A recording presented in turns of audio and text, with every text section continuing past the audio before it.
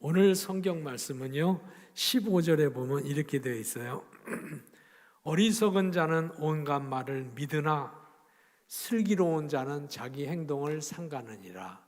세상에는 어리석은 사람이 있고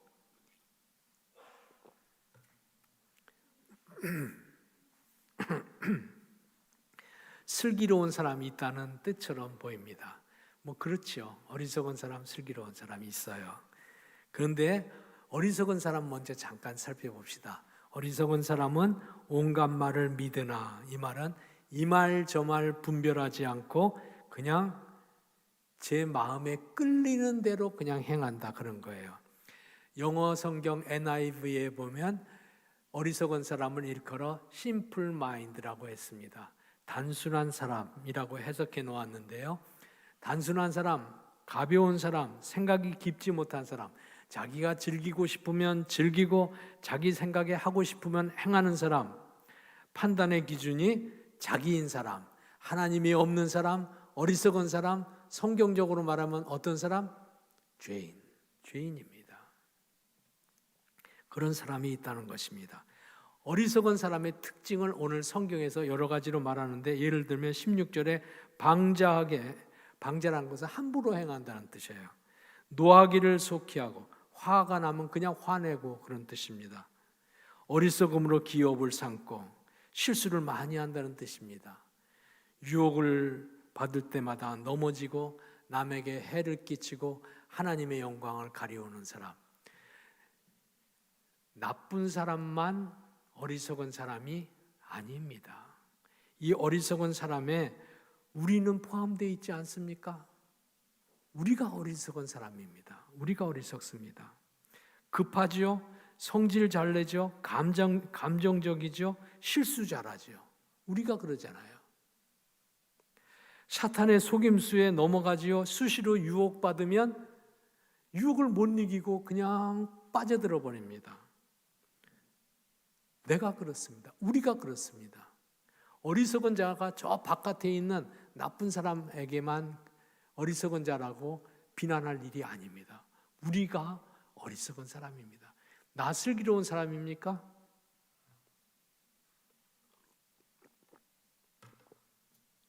슬기로운 사람 되십시오만은 본성적으로 우리는 어리석은 사람입니다. 그래서 다윗은 늘 이렇게 기도했습니다. 하나님, 주의 긍휼로 내 죄악을 씻어 주옵소서.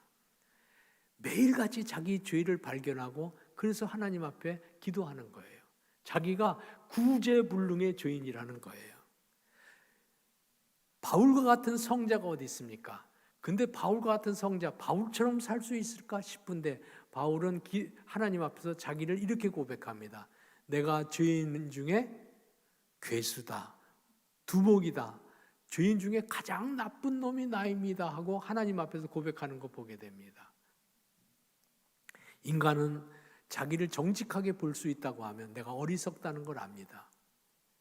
자기가 자기를 따라서 살고 하나님 없이 살고 죄에 빠져 산다는 것을 알게 됩니다. 그런데 반대의 사람이 하나 있다 그러잖아요. 슬기로운 사람. 그럼 이 사람은 누굴까? 이 사람 쪽으로 내가 옮겼으면 좋겠는데.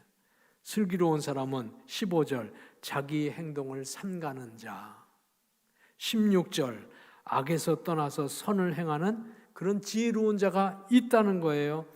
의로운 사람이 있다는 겁니다. 그 사람이 누굽니까? 성경에 보면 의인은 없나니 하나도 없으며, 로마서 3장 12절에 보면 다 치우쳐 선을 행하는 자가 없나니 하나도 없다고. 선한 사람도 의로운 사람도 깨끗한 사람도 하나도 없다 그랬는데, 여기서 슬기로운 사람은 누구를 말하는 것일까? 슬기로운 사람은 18절에 보면 지식을 따라 사는 사람이라고 말합니다. 이런 무슨 지식일까요? 잠언 1장 7절 유명한 말씀 다 아시죠? 여호와를 경외하는 것이 지식의 근본이라고 말합니다. 하나님을 아는 것, 하나님을 경외하는 것이 지식의 근본입니다. 그래서 그 하나님을 알고 하나님을 알 뿐 아니라 하나님을 아는 사람들이 하나님을 따라 사는, 오늘 특송해 주셔서 감사해요. 오늘 제가 말씀드릴 게 특성 주제에 다 들어있어요. 주님을 따라 사는 거예요. 그러니까 안다고 하는 것은 하나님이 누구인지를 그냥 머리로 안다는 것이 아니고 머리로 알고 마음으로 고백하고 몸으로 따라 사는 거예요. 예를 들면 보세요. 이스라엘 사람들이 광야 40년 동안 하나님의 백성인데도 하나님을 몰라. 하나님 몰라. 하나님 앞에서 그의 말씀에 순종하지 않아. 죄된 사람을 합니다. 어리석게 삽니다. 그래서 광야 40년 동안 죽을 고생을 하고 뺑뺑뺑뺑 돌다가 요단강을 넘어서 가나안 땅으로 들어갑니다. 여호수아를 앞장 세우고 들어갑니다. 그때는 이 사람들이 지난 날과 달라져서 하나님을 아는 사람, 하나님 우리를 사랑한다는 것을 아는 사람, 하나님이 만군의 여호와, 전쟁에서 이기게 하시는 하나님, 우리에게 먹이시는 하나님, 우리를 돌보시는 하나님, 하나님을 아는 사람으로 가나안 땅으로 들어갑니다. 아는 사람으로 들어가니까 머리로만 아는 것이 아니라 그 아는 하나님의 말씀을 따라서 갑니다. 가나안 7족속을 쫓아내고 전쟁에서 승리합니다. 이스라엘이 이긴 겁니까? 하나님이 이기게 하셨습니다. 하나님이 이기게 하셨습니다. 하나님을 아는 지식으로 충만해 주시는 신앙 갖게 되시기를 주의 이름으로 부탁합니다. 오늘 우리가 알아야 될 하나님이 우리가 꼭 알기를 원하는 진리, 알기를 원하는 지식, 알기를 원하는 하나님께서 꼭 우리가 알기를 원하는 믿음이 어떤 것이겠습니까? 오직 하나, 진리 중에 진리, 지식 중에 지식. 우리가 일생 다른 지식을 다 잊어버려도 꼭 놓치지 말고 붙잡을 지식. 하나님께서 나를 사랑하셔서 독생자를 보내주시고 그를 십자가에 못 박혀 죽게 하심으로 내 어리석음, 내 생각대로 살고 하나님이 없이 살고 그 죄인이죠. 죄로 산 내 죄를 다 담당하시고 죄가 얼마나 악독하고 얼마나 고통스러운 것이면 주님께서 그 죄를 다 담당하시고 치욕을 당하시고 죽임 당하시고 저주받으시고 지옥에 떨어지시고 우리 대신 다 받을 형벌을 다 받으셨습니다. 우리가 죄를 용서해 주셔서 감사합니다 하고 주님을 알 뿐 아니라 그 알미 진실된 알미라고 하면 예수 믿는 사람은 두 번째 걸음이 그 지식을 따라 사는 겁니다. 죄를 멀리하는 겁니다. 죄가 얼마나 미운 것이면 하나님께서 독생자를 보내주셔서 죄를 짊어지시고 죽게 하셨겠습니까?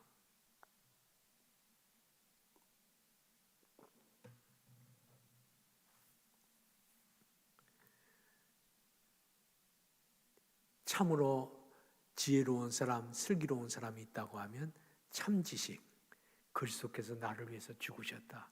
죄를 담당하셨다. 이제 그 죄를 내가 다시는 그 죄의 길로 가지 않겠다. 아는 지식, 행하는 지식. 바울 사도는 예수님을 알고 난 다음에 사람이 180도로 바뀌었습니다.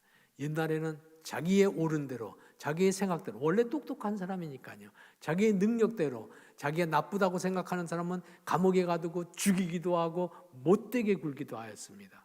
그런데 그런 사람이 살인하고 포악을 행하는 사람이 예수님을 알고 예수님이 자기 같은 사람을 위하여 사죄의 은총을 베풀어 주시려고 십자가에서 치욕당했다는 걸 알고 감사하고 주님을 알게 된 다음에 주님의 길을 따라 삽니다. 이제는 돌멩이 던지던 사람이 이제는 돌멩이 맞는 사람 됩니다. 이제는 무고한 사람을 감옥에 가두었는데 이제는 자기가 감옥에 갇히게 되고 피투성이가 되었어도 거기서 내가 주를 위하여 이런 고난을 받는 것을 감사히 여기고 기도하고 찬송하는 사람으로 바뀌어졌습니다. 남을 죽이던 사람이 살리는 사람으로 바뀌어진 것이죠. 믿음의 사람은 어떤 사람입니까?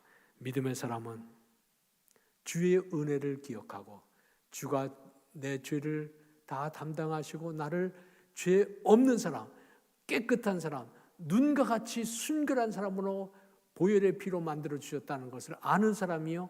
그래서 두 번째 걸음, 그게 아는 것 첫 번째 걸음이고 두 번째 아는 것의 걸음은 주를 따라 죄를 멀리하고 죄와 싸우고 죄를 미워하고 죄와 씨름하며 사는 사람이 참 믿음의 사람입니다. 죄는요, 인간에게 공기처럼 가까이 있습니다. 아주 가까이 있습니다. 때처럼 내 몸에 붙어 있습니다. 아무리 벗겨내도 벗어지지가 않습니다. 늘 있는 것이 이게 죄입니다. 누구라도 그렇습니다. 온갖 유혹과 악한 생각이 우리 가운데 늘 있습니다. 이겨낼 수가 없습니다. 그러나 주의 보혈이 나를 용서해 주셨다는 것을 그냥 귓전으로만 들은 아는 사람이 아니고 그를 본심으로 아는 사람이라고 하면, 고백하는 사람이라고 하면 두 번째 걸음으로 그리스도께서 죄와 싸워 승리하신 것처럼 그리스도의 뒤를 따라 죄와 싸워가는 사람 되는 것입니다. 성도 여러분, 우리가 깨끗해서 구원받은 것은 아닙니다.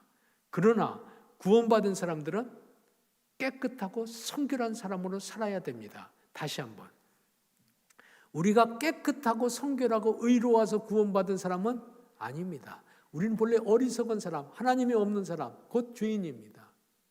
그런데 구원받고 하나님의 백성이 된 다음에는 이제는 쉽진 않아도, 자주 넘어지긴 해도 우리의 목표는 분명합니다. 두 번째 목표는 분명해졌습니다.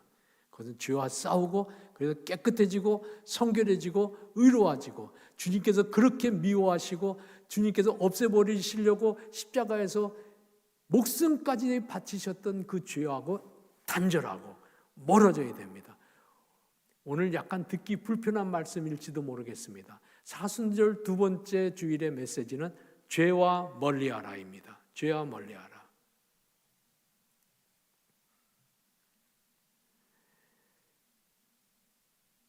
그런데 우리가 깨끗하여 성결한 사람 되기 위한 것이 얼마나 어려운지 예수님께서 제자들에게 이렇게 말씀해 주셨어요. 마태복음 5장 30절에 보면 내 눈이 너를 실족하게 하거든 빼어버려라. 내 오른손이 너를 실족하게 하거든 찍어버려라. 무서운 말씀이죠. 그만큼이나 어렵다는 비유 말씀입니다.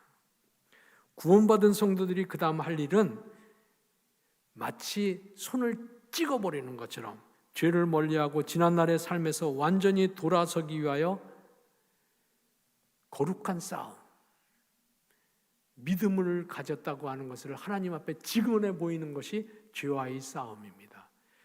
예수 믿고 구원받은 다음에 내가 하나님 나라에 이를 때까지 나의 삶의 목표는 오직 하나입니다. 성결, 깨끗함입니다. 깨끗함. 그렇지 않다고 하면 하나님 백성의 권세, 하나님 백성의 존엄한 가치, 하나님 백성의 축복을 못 받습니다. 못 받습니다. 믿는데도 아무런 역사가 나타나지 아니하고 아무런 권능이 없는 그리스도인이 되는 거예요. 죄와 싸우고 죄와 씨름하고 죄를 멀리하는 하나님의 사람들 되기를 부탁합니다. 며칠 전 제가 국민일보를 보았어요. 한 사람의 간증이 나오는데요. 그분이 유방암에 걸려서 85회 85번이나 독한 항암 치료를 받았다 그래요. 9년 동안. 근데 죽지 않고 살아있는 게 내가 기적입니다. 그런데 85회 죽음과 같은 그런 항암 치료를 받으면서 지나간 날 내가 제대로 예수 믿고 산 건가 생각하지 않았겠어요? 자기의 지나간 날의 생애를 생각해 보니까 자기 생각대로 살고 자기 판단대로 사업하고 자기 지혜로 일하고 가정을 운영했던 것을 깨닫게 되는 거예요. 아, 나는 어리석은 자였구나. 하나님 믿어도 하나님 없는 사람이구나. 죄인이구나 하는 것을 깨달은 거죠. 슬기로운 사람, 지혜로운 사람으로 옮겨야 되겠죠.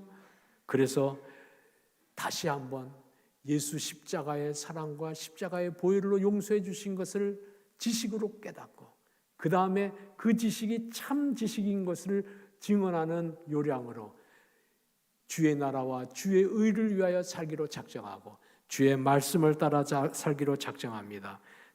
즉 자기 욕심을 내려놓았습니다. 내려놨더니 하나님께서 자기 손에 있는 거 내려놨더니 하나님이 손에 쥐어주는 거예요. 몸부림치고 달려오고 애쓴 것을 하나님께 의지하고 맡겼더니 하나님께서 그리스도를 통하여 곁에서 도와주시고 지혜 주시고 같이 동행해 주신 걸 느끼는 거예요. 병든 것도 은혜이구나 하고 깨닫게 되었다는 간증입니다. 그렇습니다. 구원받은 백성들은 첫째로 십자가의 구원을 다시 한번 입술로 고백하고 자신을 하나님 앞에 구원받은 사람입니다 고백할 필요가 있습니다. 그리고 두 번째 행하는 일은 단호하게 죄의 길에서 돌이켜서 주를 따르는 것입니다. 사랑하는 여러분, 믿음의 사람들은, 우리 선배들은 하나같이 예수 믿고 나서 죄를 멀리 했습니다. 사순절을 두 번째 주일에 우리에게 하나님이 요청하시는 것은 회개와 절제로 죄를 멀리하라는 것입니다. 우리 믿는 자들은 이미 구원받은 사람입니다만 그러나 아직 구원을 완성한 사람이 아닙니다. 다시 한번요. 예수 믿는 사람들은 이미 죄에서 씻김받고 거룩하게 되고 하나님 자녀가 되었으니 구원받은 사람입니다. 그러나 아직 구원이 완성된 사람들이 아닙니다. 우리의 남은 날 동안에 우리는 죄된 세상 속에서 살아가고 유혹에 넘어가며 살아갑니다. 주님이 우리를 향한 소원은 한 가지입니다. 죄를 다스리고 죄와 이기고 죄와 싸우고 죄를 멀리하는 슬기로운 사람 되는 것입니다. 단호하게 죄악에서 돌아설 수 있는 거룩한 다짐을 하는 아침이 되기를 기원합니다. 우리가 어디서부터 돌아서면 좋을까요? 구약 성경에 보면 하나님께서 음란한 죄를 벗어버리라는 말을 많이 하세요. 많이 하세요. 아니, 들판에서 무슨 음란한 일이 있었을까? 우상 숭배가 음란이라는 거예요. 하나님을 배반하는 것, 그게 음란한 것이요. 그게 하나님의 자녀의 존엄한 가치를 다 놓치는 것이라는 거예요. 배반하지 마세요. 하나님 배반하는 게 음란한 일이에요. 사람을 배반하는 것이 음란한 일이에요. 음란을 벗어버려야 됩니다. 불편해도 오늘 다짐을 하세요.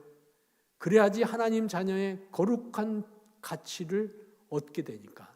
또 하나, 성경에서는 신약 성경에 보면 술 취하지 말라 이는 방탕한 것이니 성령의 충만함을 입으라 그럽니다. 술 취하지 말라고 합니다. 세상에 속하지 말라는 겁니다. 왜냐하면 성령 충만을 받지 못하니까. 성령 충만을 받지 못하니까. 하나님께서는 성령 충만함을 우리에게 주기를 소원하는 것입니다. 그런데 술이라는 것이 중독성이 있잖아요. 중독성이 있어도 술 마시고 또 술 마시고 또 술 마시고 못 이깁니다. 못 이겨요. 사람이 나빠서 못 이기는 것이 아니라 중독이 원래 그렇습니다. 술, 도박, 마약 그만하세요. 그만 내려놓으셔야 됩니다. 주님의 십자가에 의지하여 끊어내야 됩니다. 그래야만 하나님 자녀의 축복을 받습니다. 하나님 자녀의 축복, 성령의 충만함과 성령이 주시는 은사를 못 받습니다. 세속적인 것에서 떠나라고 말씀합니다. 그리고 우리 자신으로는 스스로 잘 알고 있는 약점, 화내고 분노하고 성질 부리는 거. 아유, 목사님, 나 생긴 게 원래 그런데요. 그렇죠. 우리가 생긴 게 원래 그렇죠. 그래요, 우리가. 그래도 생긴 거 핑계 댈 일이 아닙니다. 하나님의 자녀의 권세를 빼앗깁니다. 분노하고 화내고 육신의 소욕대로 행하면 하나님 자녀된 권세를 빼앗깁니다. 그렇기 때문에 무가치한 존재가 되기 전에 돌이켜야 됩니다. 돌아서야 됩니다. 그리스도인들이 잘 돌아서지 못하는 이유는요, 착한 아이 신드롬이 있어서 그래. 예수 믿는 사람은 나는 착한 사람이라 하는 착각을 갖고 살아. 그런 증후군, 그런 유형의 사람들이 예수 믿는 사람입니다. 우리가 다 그렇잖아요. 남이 부탁하면 거절 거의 못합니다. 거절 못합니다. 어떻게 생각하면 남이 필요해서 부탁하는 거 거절을 안 하는 거 좋은 습관이긴 해요. 그런데 그게 습관이 되어서 유혹이 와도 단호하지를 못합니다. 악이 가까이 있고 죄가 가까이 있어도 적당한 거리에서 그냥 지내기를 원하지 무슨 파국을 만나기를 원하지 않습니다. 그런데 성경에서는 단호하라고 말합니다. 단호에 뿌리치라고 말합니다. 그게 이기는 길이라는 거예요. 예를 들면 보세요. 요셉이 유혹받았어요. 그런데 요셉은 그 자리를 단호히 떠납니다. 적당히 좋은 관계를 유지하고 살려고 하지 않았습니다. 단호히 돌아섰습니다. 죄는 원래 피하는 것, 도망가는 것, 거절하는 것, 단호히 끊는 것입니다. 하나님께 피하는 것이고 그리스도의 십자가 밑으로 도망가는 것이고 그리고 하나님의 은혜 안에 숨는 것입니다. 죄를 떠나는 데 있어서는 단호한 하나님의 용서가 되기를 주님의 이름으로 부탁합니다. 믿음의 첫걸음 잘 아셨죠? 믿음은 두 가지 걸음이에요. 십자가의 은혜를 깨닫는 주를 아는 주의 은혜를 아는 지식이 이것이 첫 번째고 두 번째는 그 지식이 정말 진실한 깨달음이요 이스라엘 백성처럼 광야를 다 지나고 온갖 고통을 지나서 비로소 알게 된 하나님 지식이라고 하면 그리스도가 십자가를 위해서 나를 위해 죽으셨는데 그 길을 죄의 길을 또 갈 수가 없습니다. 그리스도를 또 십자가에 못 박아 또 못 박아 구원받았다고 감사하다고 그러고 그럴 수가 없다. 그래서 죄에서 돌이키는 것입니다. 그렇게 죄로부터 멀어지는 사람, 거룩한 사람이 되었을 적에 오늘 14절에 보면 그런 사람을 하나님께서는 선한 인생으로 열매 맺게 하신다.